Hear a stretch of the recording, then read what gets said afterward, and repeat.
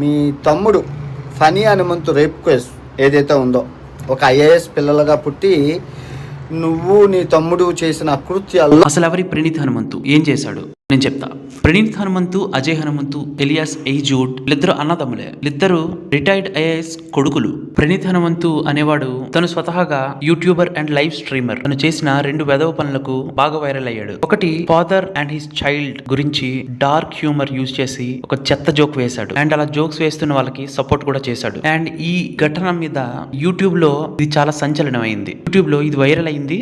And దీని మీద ప్రముఖులు కూడా స్పందించి కఠిన శిక్షలు విధించమని పెద్ద వాళ్ళని ట్యాగ్ చేస్తూ సినిమా ప్రముఖులు కూడా రిక్వెస్ట్ చేశారు. అండ్ అది జరిగిన కొన్ని నెలలకే ఇంకొక కేసు మీద పడింది. అది డ్రగ్స్ కేసు. ఆ డ్రగ్స్ కేసులో వీడు పాజిటివ్ గా తేలాడు. ఈ 2 సంఘటనలతో కంప్లీట్ అండర్ గ్రౌండ్ కి వెళ్ళిపోయాడు. అండ్ ప్రణీత్ హనుమంత్ ఎవరో కాదు, ఎయిజూడ్ అజయ్ హనుమంతుకి తమ్ముడే. అండ్ ఇంకో బ్రదర్ ఎయిజూడ్ గురించి మాట్లాడితే తన గురించి ఇప్పటిదాకా ఏం నెగిటివ్ లేదు. Is completely genuine for now.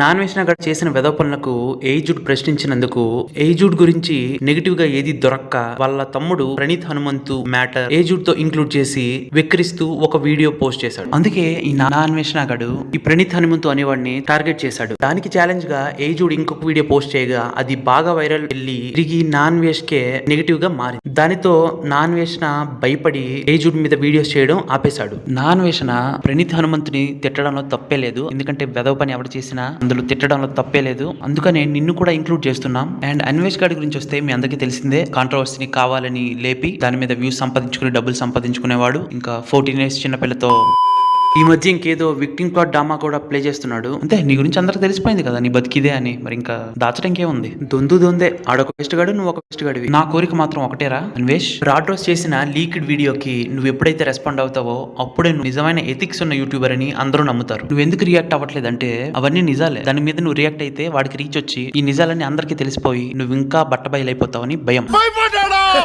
అవును, ఎయిజూడ్ వాళ్ళ తమ్ముడి మీద ఎయిజూడ్ కి ఒక కౌంటర్ వీడియో చేస్తానన్నావు, ఏం చేయలేదు? ఓ, ఎయిజూడ్కి అసలే రీచ్ ఎక్కువ ఉంది. మళ్ళీ ఎయిజూడ్ కూడా రాడ్ రోస్ట్ వీడియో మీద ఇంకో డీటెయిల్డ్ వీడియో చేస్తానన్నాడు. మళ్ళీ అది బయటకు వస్తే నీ పని కంప్లీట్ గా అయిపోతుందని భయపడ్డా.